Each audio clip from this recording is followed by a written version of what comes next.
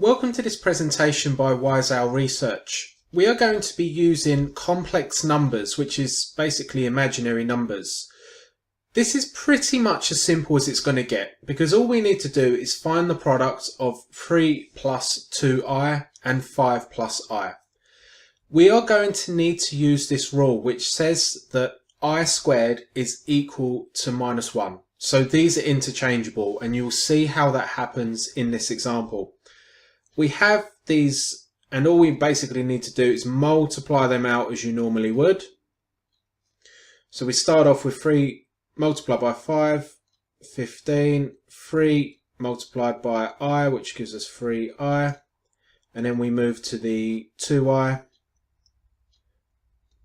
which will give us 10i, and then we end up with 2i multiplied by I, which will give us 2i squared.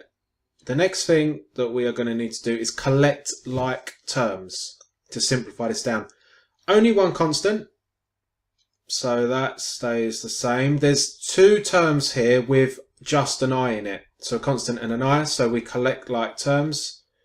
That will give you 13i. And then finally we have just one term with 2i squared, so we just leave that as it is.